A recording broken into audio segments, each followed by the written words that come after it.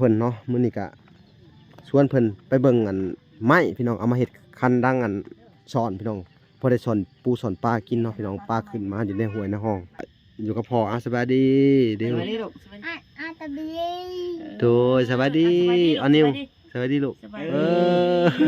ตื่นเต้นจะนอน ตื่นแต่นอนเนาะ สบายดี สบายดีอีกทีหนึ่งเนาะพี่น้องทั้งไอ้แก้วก็สิอันน่ะ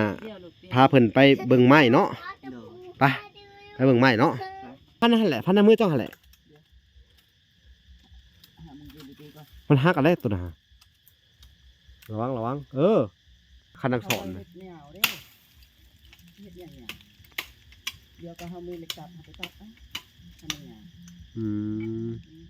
กุ๊บเดี๋ยวเอากุ๊บก่อนโอ้ยพอได้เกาะตากันดิตาน้ำเกาะกระยาน อันเด้อ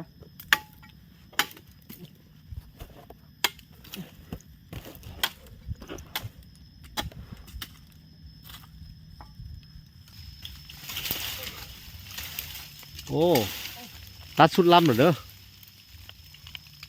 เขาก็ลืมวัดเอาวัดยาวสำได้เนาะ มาได้ก็ลงไปลองแล้ว ทดลองกันเนาะบ่ได้ไอ้แกเลยขั้นสะดุ้งอะไรขั้นนักสอนบ่ได้2 อัน ได้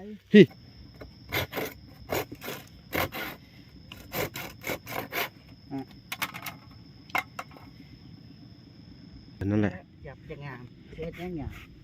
พอดีถูกต้อง อันนี้ก็ตัดนี่ ตัดหั่นแหละ อันน่ะฮะ บ่ตัด เชือกผูกดีๆดอกคูณเชือกให้เขามาน่ะ เฮ็ดดีๆเบิ่งนี่ขั้นดังเนี่ยก็ต้องว่าสิแหละ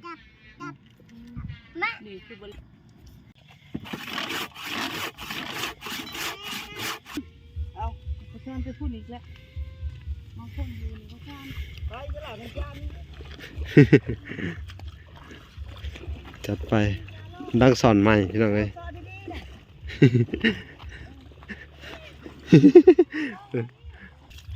ยกปอมีกุ้งมานเบิ่งจากโตพอกุ้งสิ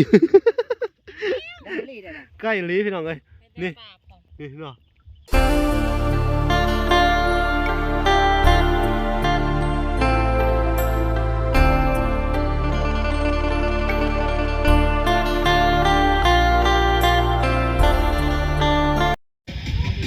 โอเคเนาะทุกคนเนาะ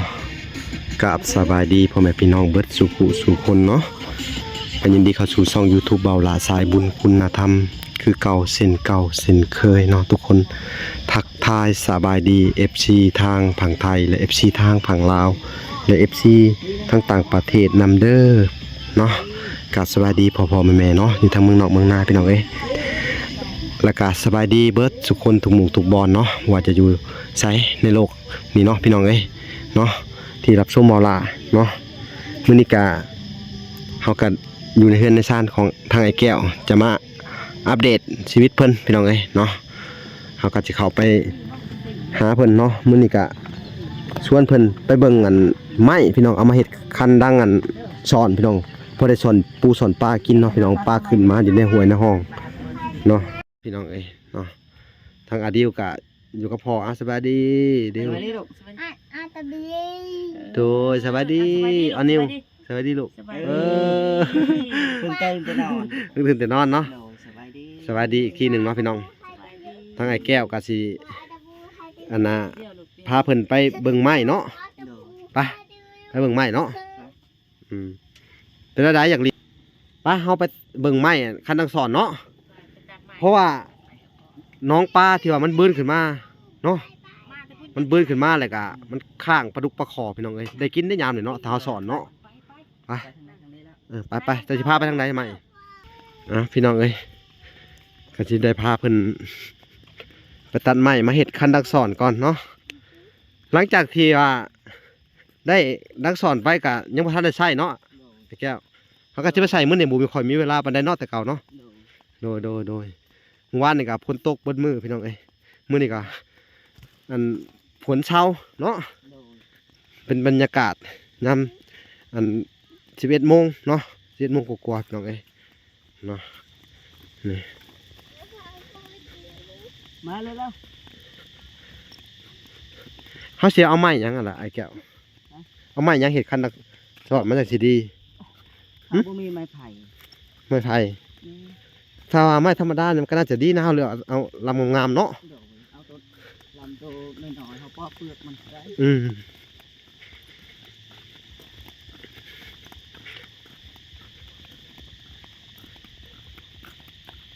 เล่นนัก จะใส่อ้วนน้ำนี่เนาะอันนี้น่าจะเป็นสระเขาเนาะสระเพิ่นโจกเนาะมันเลิกไปแบบสันเนาะมันตื่นมาทางฝีแมันบ่พี่น้องเอ้ย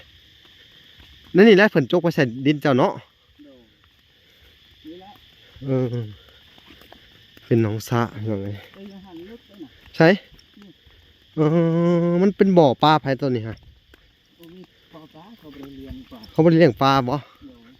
โดย เขาเป็น เจ้าของดินที่ชายเอาไปแล้ว โอ้โดยโอ้มีแม่กระเบื้อไอ้พี่น้องผู้ อยู่นี่ลึกก็มัน มองนี่บ่ แม่งคนรถจกเอาดินเลยนี่ โอ้พี่น้องเอ้ย แล้วมันไปปุ๊บ เลิกเนาะหน้าน้ำพี่น้องเอ้ยน้ำก็ฝนตก2-3มื้อเท่านี้เต็มสระเบิดไม่หยังมาจากสีมันนะ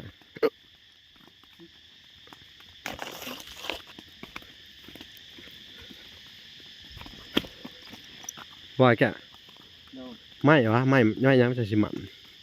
เนี่ย ไปทางใดนี่ คือนะ เอาตามเพิ่นไปพี่น้องเอ้ยไปเบิ่งเพิ่นจะเอาไม้หยังมาเฮ็ดคันดังสอนถ้าได้ไม้ไผ่บ้านแห่งดีเนาะเอ้ยไม้ไผ่บ้านไม้ไผ่ป่าก็ได้เนาะ เป็นไม้ไ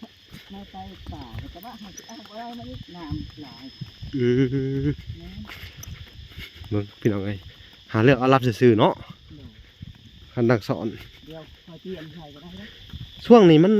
ฝนตกใหม่นี่ป้าขึ้นมาหลายเด้เนาะ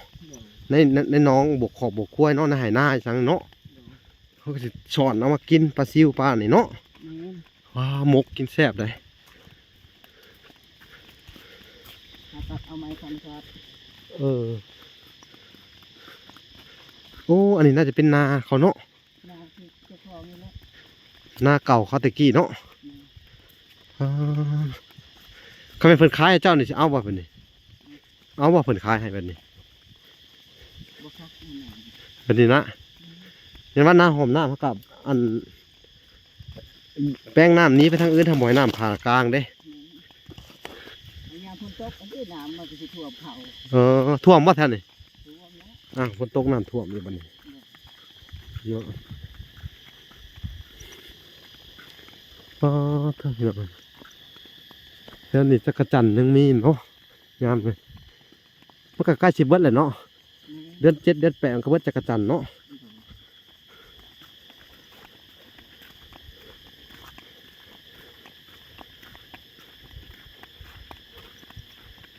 ใกล้เติบบ่ครับปัน ไปหาตัดเอาไปเลย เอา2 ลำเนาะ อืม เขาเห็นแล้วเขาจะไปสอนเท่าใด ไปเซ่บ่ สอนเชเนาะ อืม ไปสอนอยู่เชไปลองเบิ่งไปลองเลย ไปหาตัดเอาไม้ไผ่ปลา อุ้ยนี่ไม้ไผ่นี่ อืม มีต้นนี่ เดี๋ยวไปหามันเข้าก่อน นี่เลือกเอาลำงามๆก็ได้ตัว นั่งเดี๋ยว เบิ่งเลือกเอาลำงามๆฮะไม้ไผ่นี่มันก็โอเคได้เห็นดังสอน อืม โอ้หอดกอไผ่ต้นนี่เอาดิลำนี่ก็งามเลยนี่พี่น้องกอไผ่ แล้วว่าเขาขึ้นบ่ได้อีก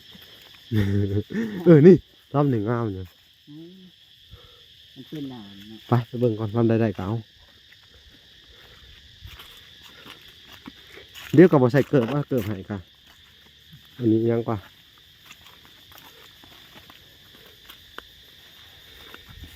ตามหลังเพิ่นไปพี่น้องเอ้ย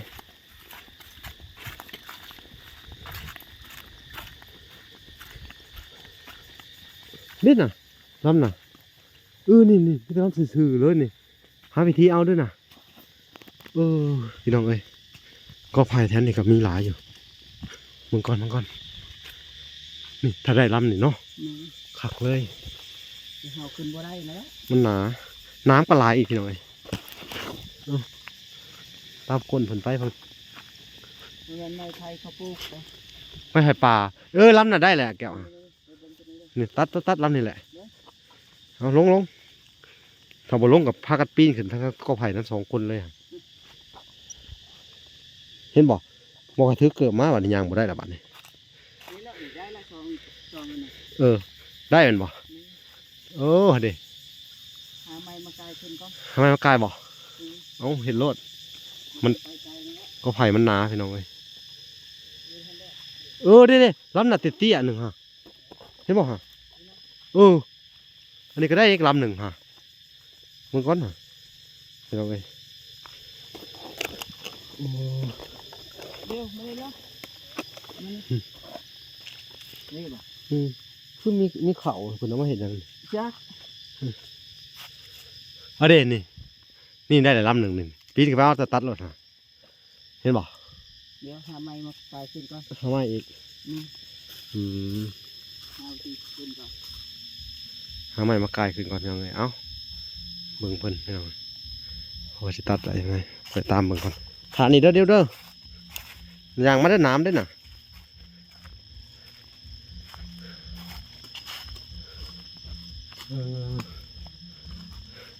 มันน้ำหน่อไม้ก็มาหาเอาเท่านี้แหละเนาะ แม่น ย่ำหน่อไม้นี่เฮ็ดอันนั้นไว้เด้อเฮ็ดหน่อไม้ทงไว้เด้อ แม่นใส่กวดไว้ก็ได้ หน่อไม้กวดหน่อไม้ส้มหน่อไม้นะโอ้ยคักอันนี้ก็เริ่มมันสิออกแล้วฝนตกเนาะ เดี๋ยวแต่มันสิมีลายเลย อ๋อนี่กอนี่ลำเป็นแต่ลำงามเนาะเอาขึ้นได้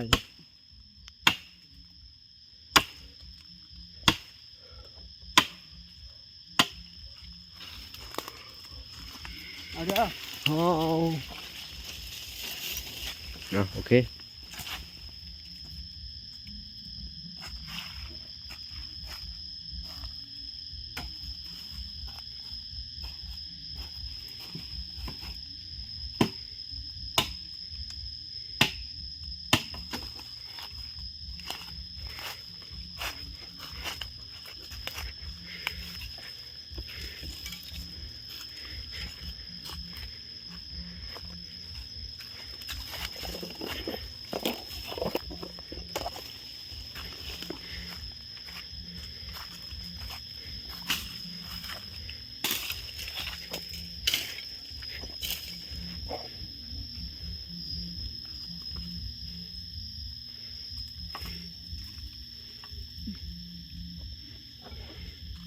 ก็ไผ่นี่น้ำหลายเนาะก็ไผ่กระสะเนาะ ดอก ป้าน้ำไปตรงเลยอันตรายเนี่ยจะขึ้นได้วะ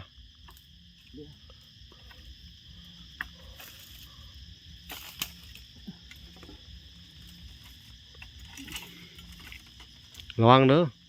ตกลงหันเจ็บเด้เท่าดีผิกได้เอ้าเพิ่งพี่น้องเอ้ยตาเสียวนำแถวะ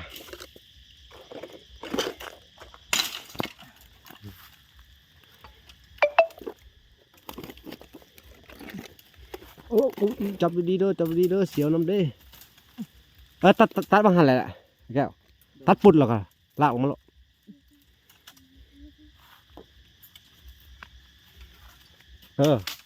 จับดี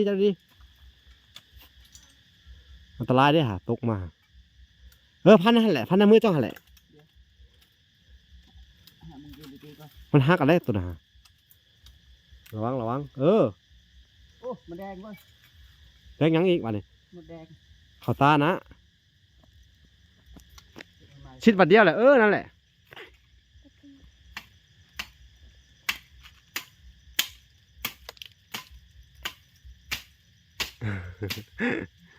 พี่วันนี้ตัดขาหันนั่นแหละชิดปุดรอด นี่แหละนี่แหละ ทำมันได้2 ถอนก็โอเคย่างบ่ได้เอาทองลำไปเผื่อไว้ ได้ เพราะมันยาวได้คันสะดุ้งอะไรคันนักสอน เฮ็ดเหนียวเด้เฮ็ดอย่างเงี้ยเดี๋ยวก็เฮามีเหล็กตัดเอาไปตัดทำยังไง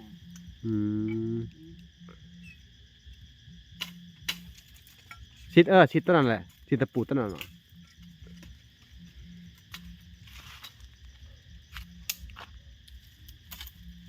ชิดส่วนต้นนั่นแหละออก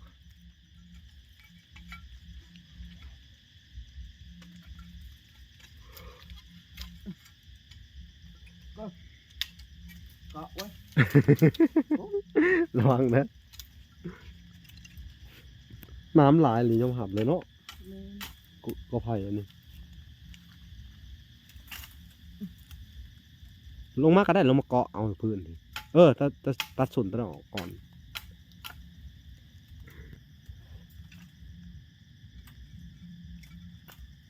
ได้เลยลำหนึ่งกับตัวนั้นเนาะโอ้ตัวนั้นก็งามเลยไอ้แก้ว เด้อ ออกมาเดี๋ยวพี่เดี๋ยวพี่เอาหนู กบเกี่ยวไปหมดแล้วน่ะ กุบเดี๋ยวเอากุบก่อนเอาเดี๋ยวพอได้เกาะตากันดิหนูตาออกน้ำเกาะกระยาน เด้อ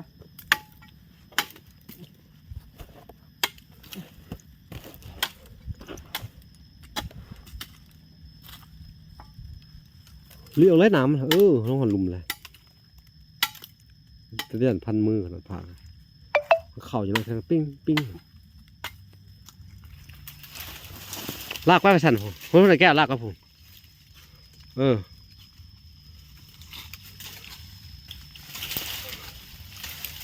โอ้ตัดสุดลำเหรอเด้อเขาก็ลืมวัดเอาวัดยาวสำไดเนาะถ้าจะไปตัดเนี่ยมันกระเทินไหนมันเถื่อบ่พ่ออีกตัดสองลำเลยเหรอ บ่ได้ยาวเลยนะกวาดหา พอหลีเลย มันชุดแหละฮะพี่น้องบอกเข้าไปน้ำเต็มหัวเลยนะหลีมาเลยฮะ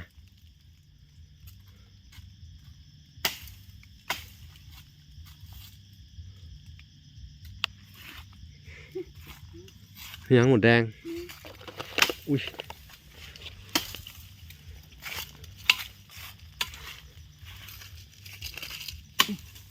เดี๋ยวเสร็จแมลงก็ลงไปล่องแล้ว ทดลองกันเนาะบ่ได้ไอ้แกเลยขั้นสะดุ้งอะไรขั้นนักสอนบ่ได้2 อัน ได้ ตัวหนึ่งมันตกอยู่ระดับพี่ มีแล้วมีแล้ว พอดีอันหนึ่งมันตกระดับผูกเดี๋ยวแต่ตัดให้มันสุดเลยเด้อ เดี๋ยว แต่ลองตัดเมื่อ2 อันเด้อเชื่อคนนี่เขาเคยเห็นมาก่อนขั้นนักสอนมันต้องยาวจะต้องเลือกเอาตัวตรงๆนี่หาตัวนี้ไปตัดรถไปหาตัดรถมันบ่ได้ดอก2 อันนะมันบิดเบี้ยวกับเอาสองอันเมื่อ มี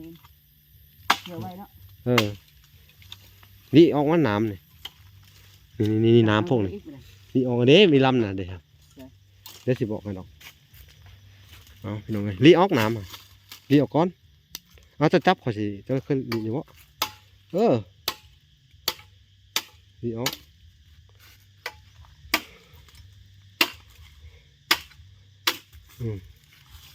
จับรีฉันแหละหมดแดงไข่คือสิหลายยามนี่เนาะโอ้แต่อยากกินไข่หมดแดงยามนี่ตื่นขนาดได้ฝนตกเนาะเดี๋ยวให้ทุกคนเบิ่งเลยไข่หมดแดงยามนี่นี่ตื่นมึงชงโอ้ตื่นเลยนี่ คือสินะหันเลย นักกันฮักตัวต้นเลยอุ้ยหมด มันห่างน้อยพอดนะ กันเลยกันมือแล้วไข่แตกขั้วกูข้างบนไปหาแหน่หมดแดงโดนเติมเนาะ มี สักมือไปหลอดแหน่หมดแดงเหรอ เดี๋ยว กินไข่แล้วมาสุกกับขังเนาะ มี ปีนี้ยังไม่ได้กินเต็มที่เลยไข่หมดแดง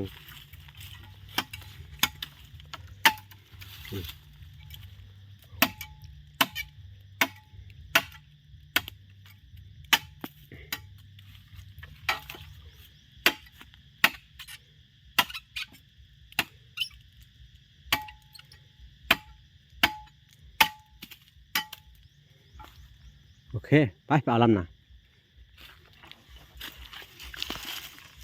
อุ้ย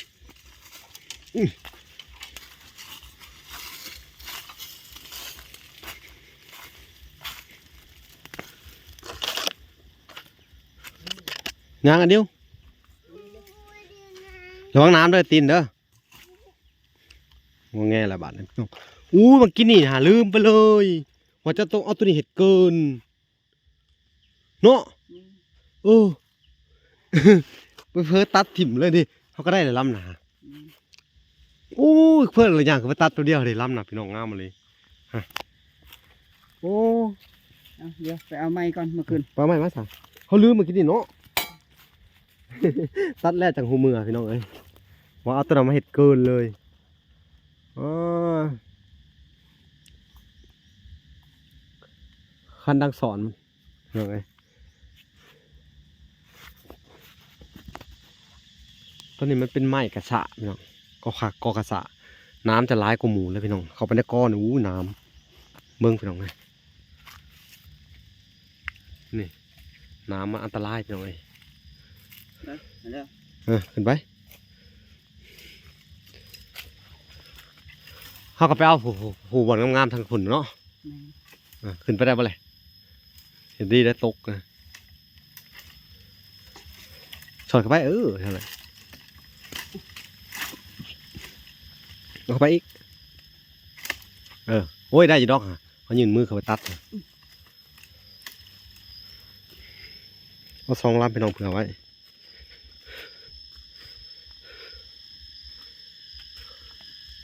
ขึ้นได้ปะ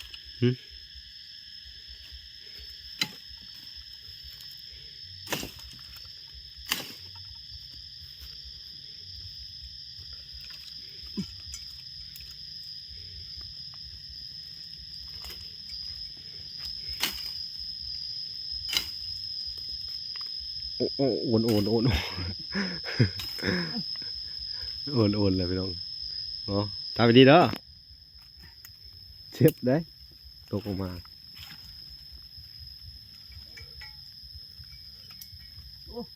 คือมาสั่นคักอะไรพลาดเข้าไปแล้วฮะสิจับหายทั้งลมมือ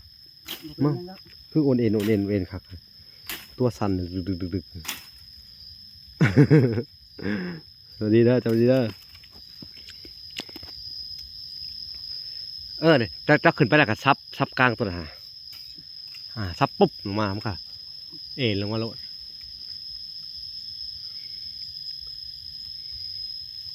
เดี๋ยวจับจับกิ่งนะเดี๋ยวซับเลยพอยืนมือถึงเดี๋ยวบอกแล้วเกาะเอานี่เขาหู้เลยจะพันขาดแล้วเอาตัวนี้เกาะเอาตัวลุ่มนี่พันรถคอแต่พันไหนขาดพันปืนขาดลงมาเด้อแต่บ่ต้องก่อนนะเอาตัวนี้เกาะเอาลากลงเลย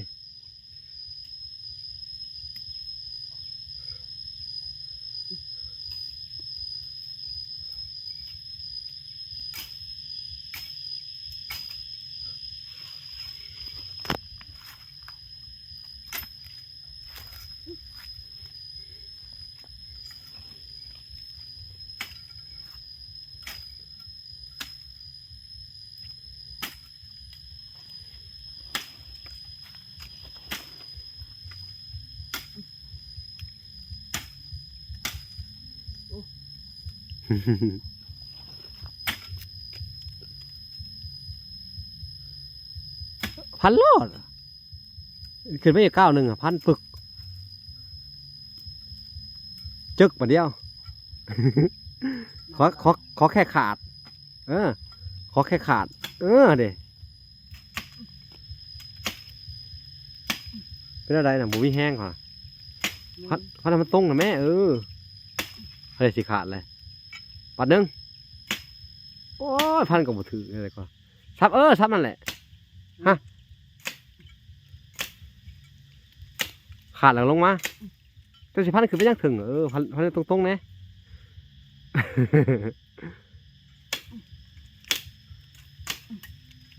เอา พันหมูถือกันไม่อยู่เลยเอาอีกวันนึงกันแหละเขาได้มันถือบ่งเก่าฮะ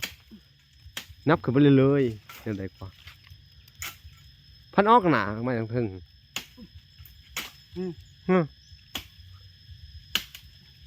คัดโอ้ยพอลงมาขาดแล้วพี่น้องเลยเสียเพิ่นซ้ำเสียไปทั้งไปเลยพี่น้องเลยมันเสียมวยต่อสู้กับไม้เกาะมามันดิ เบิ่งเดี๋ยวนี้ มันเดียวเอาก่อน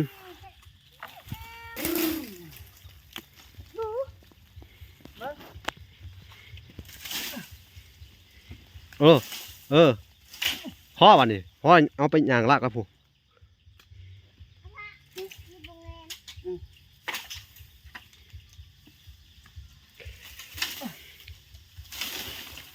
ออกแล้วเดี๋ยวโอ้ย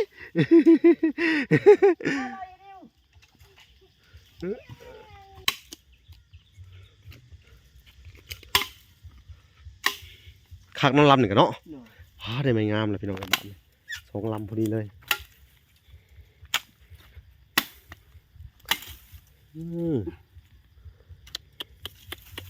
เอาไปชุดลำเด้อเอาไปเลือกเอาเนาะนี่พี่น้องได้ไม่งามเลยบาทนี่ไม่กระสะ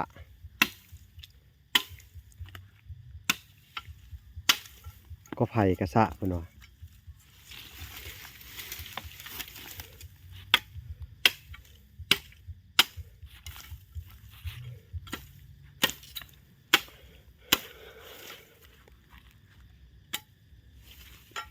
เอาเด้อระวังไม่มันเด้อ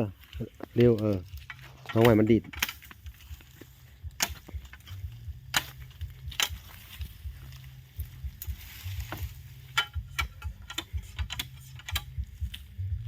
น้ำในมือลีทีนั้นแน่ลีตาหลักลีน้ำพร้อม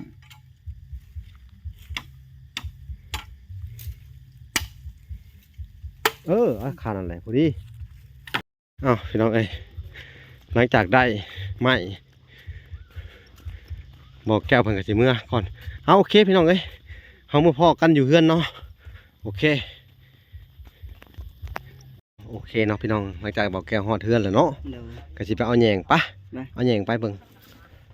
ไปแปลงกันเห็ดเอาเลื่อยสปาต้าอะไรนี้เฮาเพ็ดก็อยู่ห่มเนาะห่มไม้พุ่น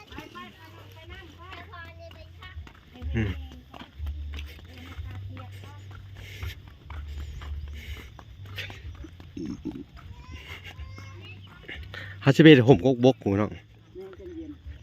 พอดีรถชาวบุญมาหอดพอดีเลยพี่น้องเนาะ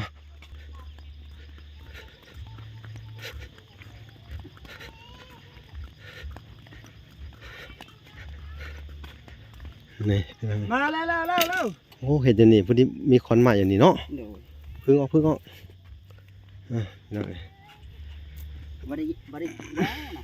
วัดเบิ้งเขาก็วัดแล้วก็เลยป้องามเลยทางแยงใหม่พี่น้อง2 ปัก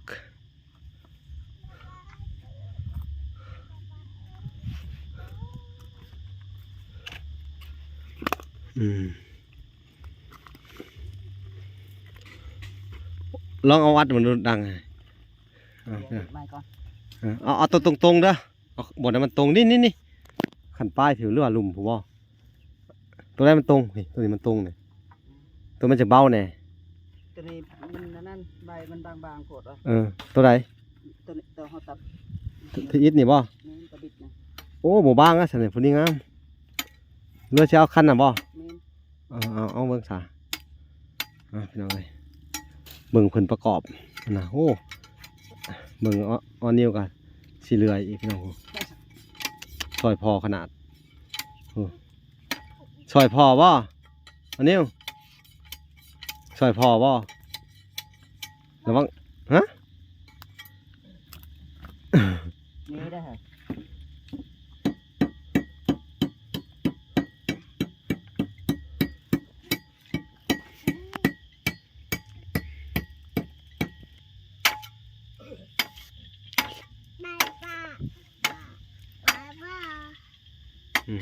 ลิ้นเลยพี่น้อง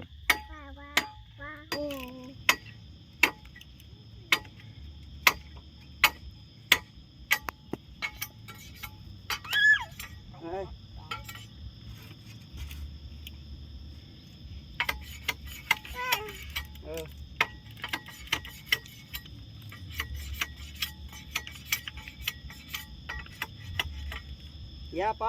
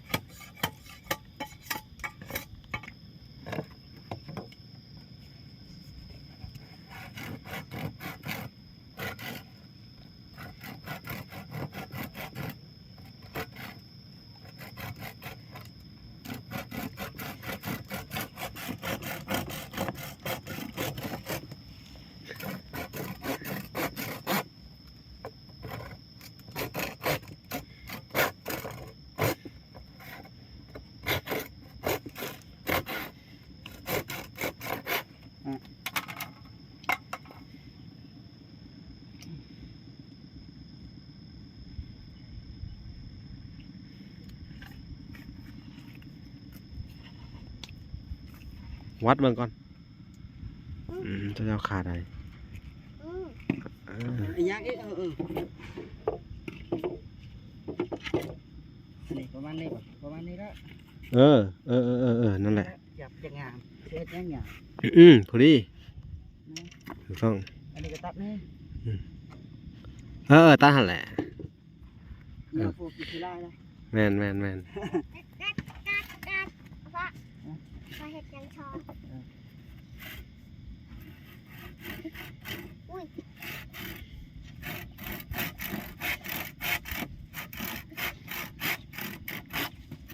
ปะเห็นไหมนี่ใช่ชอบ มันเข้าบ่นักเนาะ แม่น ให้พอดีพองาม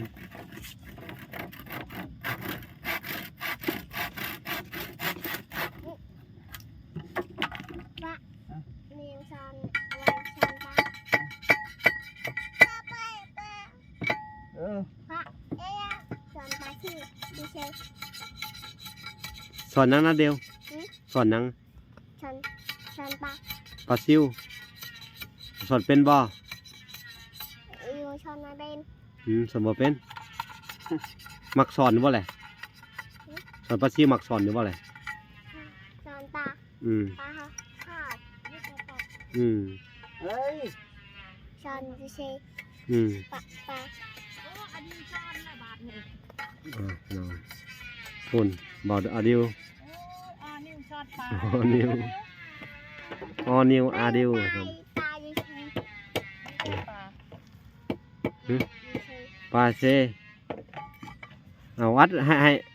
อันเดี๋ยววันมัดดูมัดเป็นบ่ มัดก่อนลูกมัดโอ้ พูดไปจับพูด พี่น้องหนึ่งสองคนผัวเมียจะเป็นเห็ดเขาจะเห็ดถึงได้ต่อบาทนี่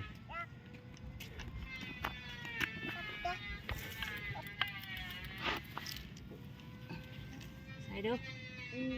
เจ้า กันนี่ ประมาณนั้นแหละ เฮ็ดยังยาว ดึงมันเข่งดูฮะ เอากระดึงให้มันเค็งตัว นั่นแหละ เดี๋ยวดู เอาทางไหนก็ดึงพอทางไหน เจ้าบตัดนี่มันลื่นบตัด อันนั้นฮะ บ่ตัด จุดผูกดีๆแล้วคูณเชือกให้เขามานะบ้า เห็ดดีๆเบิ่งนี่ขั้นทางเหนียงก็ต้องแบบนี้แหละ นี่คือบริ พี่น้องเลยให้บอกแก้วมัดมันตอนหลังเขาซี่หูบ่สอดเข้าไปเนาะ แม่นแต่เฮาบ่มีแนวเหล็กเสียนั่นนะ เบิ้ง เขาปลูกเอา ผูกเอาเนาะ นิ้ว เขากันก็ได้เขากันได้บ่ นิ้วยาชอลูกทั้งนั้นนิ้ว มันไปดังคืออายนะบึงอายหู้แทมือนี่ติโอ้อายหู้เลยพูดไปดังกับอายแม่เฮ็ดเวียกหัน แม่เฮ็ดเวียกอีกคนนะ ยาชอแม่ว่าลูกบอกน้องดูยาชอแม่เฮ็ดเวียกว้าถูกจักแค่พูดเป็นว่ายาชอแม่ดีมากจริง ให้มันแข็งนะ เอาน้องไปหันเอาน้องไปลูก ไปลูก เอาน้องไปลินไปผูไปลินเสือกเลยไปเดียวไปลินน้องไปผู มอนี่ก็ได้มาลูกมาเร็วเดี๋ยวดึงน้องลูกมันสิบาดมือน้องมาลูกมาเก็บอย่าเล่น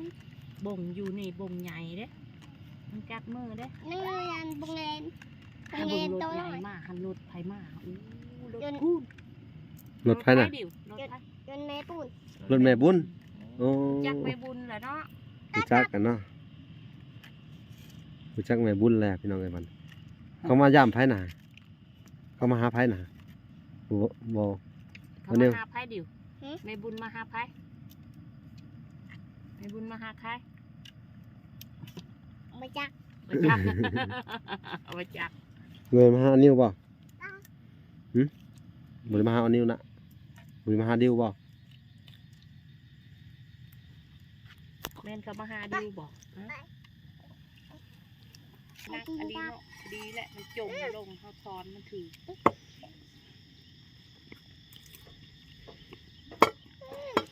สองพ่อเมียซอยกันพี่น้องไอ้เพิ่นว่าซอยกันเฮ็ดซอยกันสร้างมันนะเฮ็ดแล้วนี่ไปทดลองบ่ทดลองวัดหนึ่งเนาะ นี่นี่นะน้องสะนี่พี่น้องไอ้เพื่อนเอาชีวิตทดลองให้ปิ้งไหลกัดที่เบิ่งตอนปิ้งไหลจับพี่น้องไอ้ ไปสิวิ่งไปทางใดละดิวรอจะจบไปใช่อันนี้เหรอไปใช่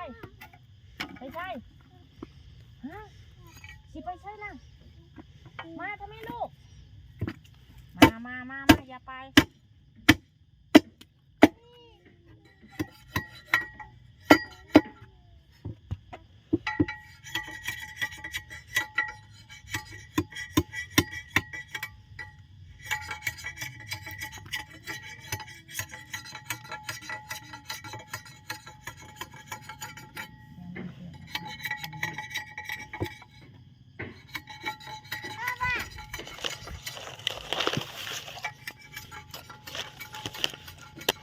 เฮ้ยคือลิ้นเชือกเร็ว อย่าเลนนะดิว อันนี้ก็บ่เก็บเห็นไหม เอามาไปเอานั่นมา เอาขวดไป นั่นมาขวดมันน่ะมา พี่น้องเอ้ยแก้วเราพาถึงแยงเด้อฮะ ดิว ทั้งเมียเพิ่นก็เลยพื้นพี่น้องเอ้ยตัวนี้เลยพื้นบ่ แม่ตัดพื้นไว้ อืม เราไปตัดมาแล้วก็ตัด ตัดไว้ไปถอนน้อยๆเนาะ เออ ดีเลยพี่น้องเอ้ย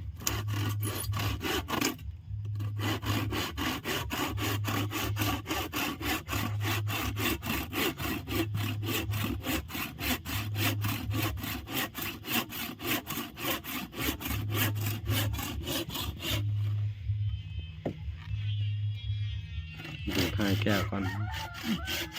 เป็นคันนักสอน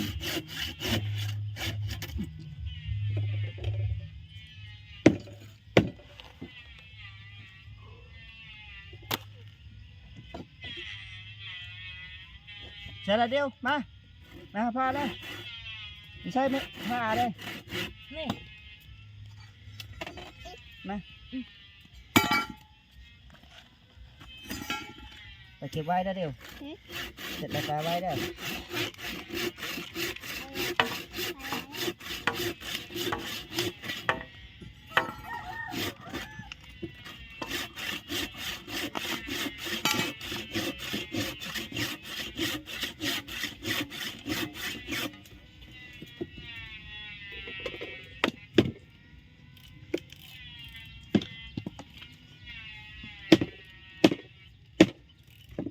คือแค่นี้ค่ะ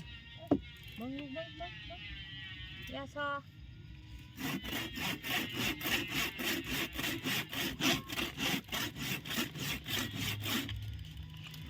เก็บ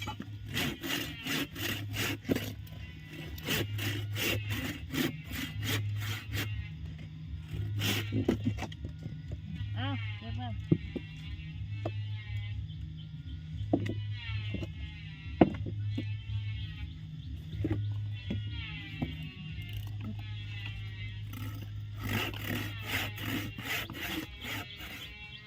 เก็บมาไว้อยู่พี่นิว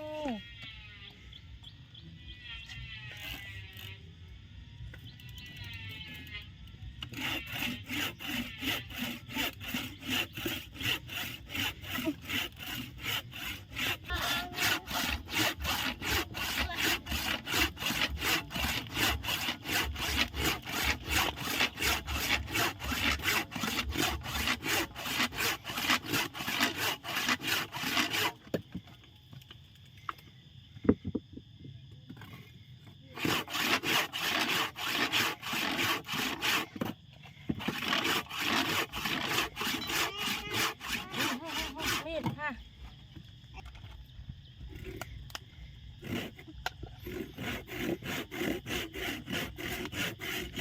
ใกล้ชิดแล้วเลยล่ะพี่น้องเอ้ยยังอันเดียวเนี่ยเป็นได้บาทเนี่ยแล้วพอดีเลย นี่ ไปลองจับผมดูอย่างมันลองจับสอนในโคกลองผมดู สอนพ่อสอนละเดียวป่ะมา สอนในโคกสอนเดือดสอนที่ดอกสอนซื่อเอ้าโอ้ได้ปลาแล้วพี่น้องกูได้ปลาใหญ่เลยหมานแต่คนแรกเลยหรือสิลงน้ำบ่ผู้ ไปว่าไปลงน้ำผู้ลองบ่ไปลองมึง ไปซ่อนนะดิวป้า ไปเบิ่งไปลองดังสอนไม้พี่น้องเอ้ยป้าน้อยแหลนน้ำหลังอยู่พุ่นเนาะ เออเป็นกบอีกวันนี่น้องแก้วเด้อ อันนี้เป็นกบบ่ มันแดดเลยพี่น้องสอนลองเบิ่งบาทหนึงพี่น้องว่าสิได้กุ้งได้ซิวจักบาทเดียวได้ตัวหนึ่งก็ถือเอามาอันนะบ่ขอยังหลายเพราะว่ายังบ่ได้ไปสอนตัวจริง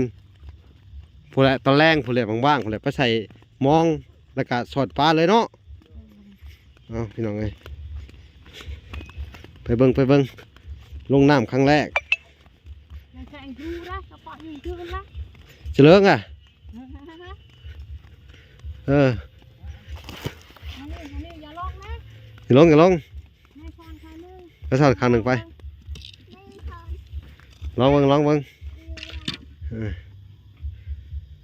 จัดเบิ่งพี่น้องเอาผ้าไว้มันสิแดดนะแต่ผ้าเข้าห่มได้ไปลองเบิ่งพี่น้องลูกพวก มาปีนนะ เอาไปซ่อนไปพูดอีกแล้ว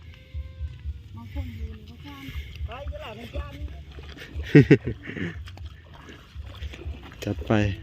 ดังสอนใหม่พี่น้องเอ้ย ซ่อนดีๆนะ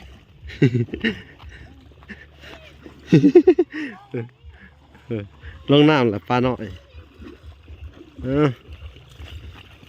บ่มีดอกบางทง ยกลูก ยกปอ